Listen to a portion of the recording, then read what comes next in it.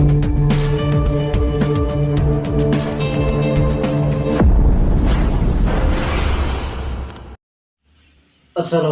warahmatullahi wabarakatuh. Salam sejahtera bagi kita semuanya. Salam Om Swastiastu, Namo Buddhaya, Sampurasun, Rahayu, Rahayu, Rahayu.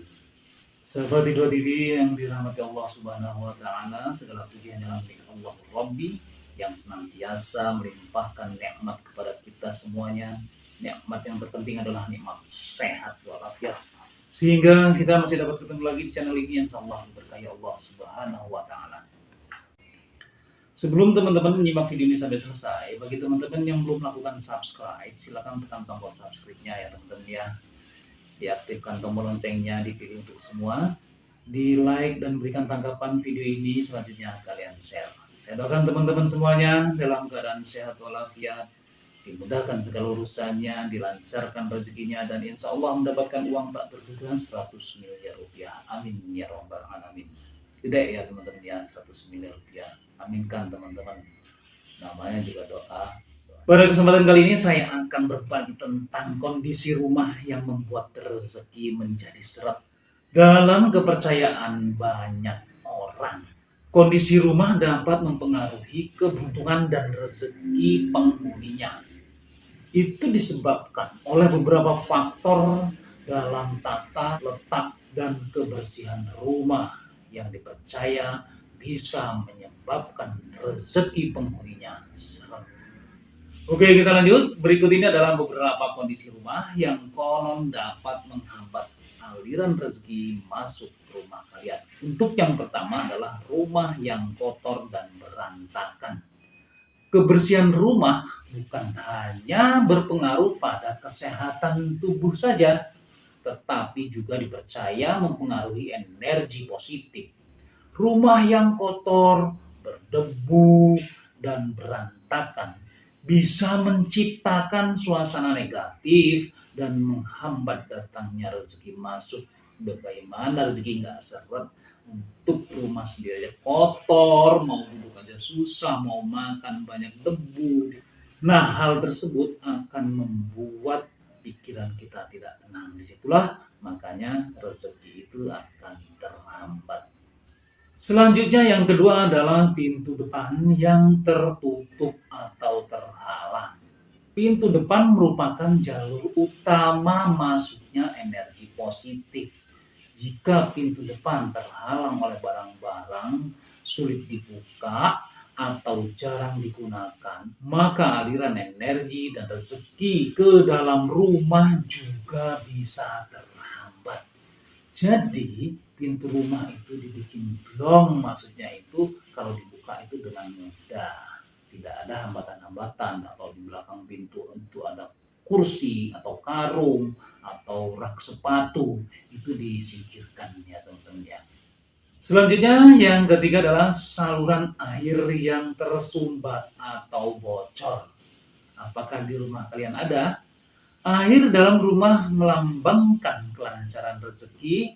Jika saluran air tersumbat, bocor, ataupun kotor, hal ini dapat menyebabkan keuangan keluarga menjadi tidak stabil dan rezeki sulit mengalir dengan lancar. Segera diganti kalau dia bocor ya teman-teman ya. Misalnya tersumbat, nggak bisa diperbaiki, jadi ganti aja. Keran itu kan murah ya teman-teman ya.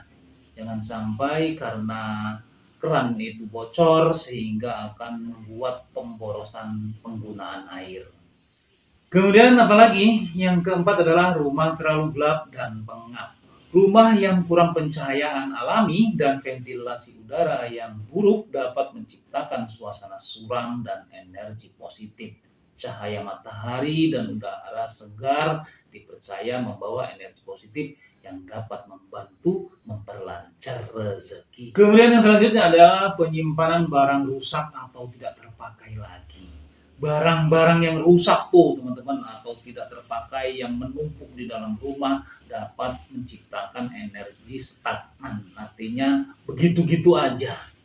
Sebaiknya barang-barang yang sudah tidak terpakai dibuang atau didaur ulang saja agar energi dalam rumah tetap mengalir dengan baik. Lagi pula buat apaan sih menyimpan barang-barang rusak toh bisa dipakai juga enggak.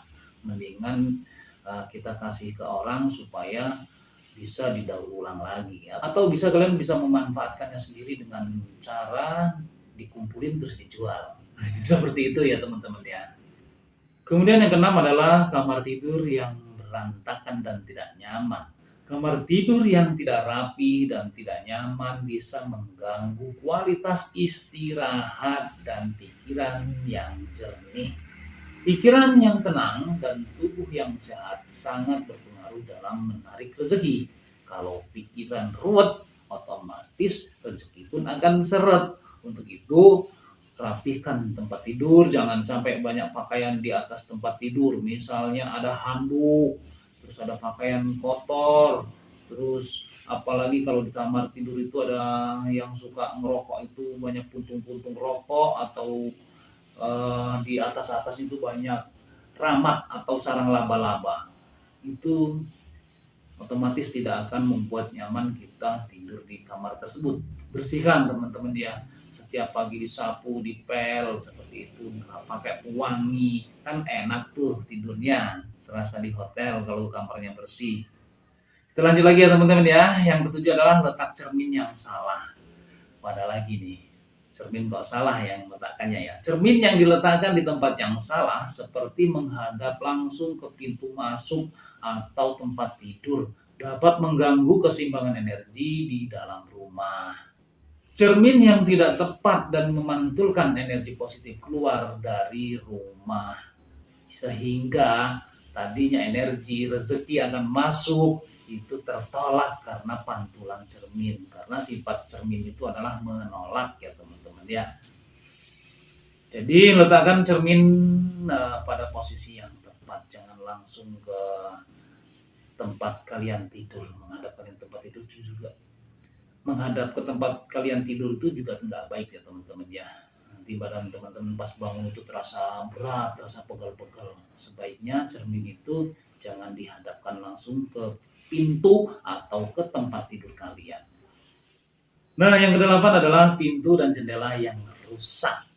Banyak sekali yang terjadi hal ini ya teman-teman ya. Pintu kamar mandi, pintu kamar depan atau jendela rusak. Pintu atau jendela yang rusak bisa melambangkan kesempatan yang tertutup dan rezeki sulit masuk. Pastikan semua pintu dan jendela berfungsi dengan baik agar tidak menghambat aliran energi positif. Jadi pintu atau jendela yang rusak segera diperbaiki teman-teman ya. Selain menghambat rezeki ya teman-teman ya, pintu atau jendela yang rusak itu berbahaya, nanti bisa ada orang masuk, ada maling masuk ya, segera perbaiki ya teman-teman ya. Kemudian yang selanjutnya adalah yang ke-9 adalah lingkungan rumah yang bau. Lingkungan rumah yang bau misalnya karena hewan peliharaan seperti kucing, anjing, ataupun ayam yang membuang kotoran di dalam rumah atau di teras rumah. Bukan saja menimbulkan aroma tak sedap, tapi menimbulkan lingkungan yang kotor, kumuh, dan menggelikan. Kebersihan rumah bukan hanya berpengaruh pada kesehatan saja, tapi juga dipercaya mempengaruhi energi positif. Rumah yang kotor, telek kucing anjing di mana-mana, jangankan malaikat pembawa rezeki mau masuk, manusia pun enggan masuk ke rumah yang kotor dan kumuh.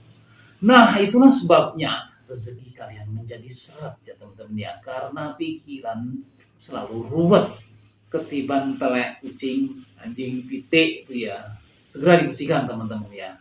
Lagi pula kalau tidak penting-penting amat, nggak usah melihara anjing, kucing ataupun ayam ya, apalagi di lingkungan perumahan itu ya, akan sangat mengganggu sekali untuk kebersihan dan kenyamanan lingkungan di perumahan. Oke teman-teman semuanya, dapat kita simpulkan menjaga rumah tetap bersih, rapi, dan nyaman bukan hanya baik untuk kesehatan, tapi juga dipercaya dapat membuka pintu rezeki. Dengan menghindari beberapa kondisi di atas, Diharapkan energi positif dalam rumah dapat meningkatkan dan membawa keberuntungan bagi penghuni atau bagi kalian. Nah, disitulah ya teman-teman ya. Ingat teman-teman ya, kebersihan itu adalah pangkal kesehatan dan pangkal kaya. Bukan aja hemat, pangkal kaya ya. Kebersihan itu juga pangkal kaya dan bagian daripada iman. Oke teman-teman semuanya, demikianlah yang dapat kami sampaikan. Semoga bermanfaat untuk kita semuanya, khususnya buat diri pribadi saya. Kebenaran itu datangnya hanya dari Allah Subhanahu wa Ta'ala, sedangkan kesalahan merupakan kehilapan diri pribadi saya dalam menyampaikan informasi ini. Untuk itu, saya sebagai manusia biasa yang penuh dengan kehilapan dan kekurangan, mohon maaf atas segalanya. Jangan lupa ya teman-teman ya, sedekahkan subscribe kalian, semoga menjadi ladang amal jariah buat kalian semuanya. Sampai ketemu lagi dengan saya di video saya selanjutnya. Wallahu muwaffiq ila aqwamit thoriq. Wassalamualaikum warahmatullahi wabarakatuh.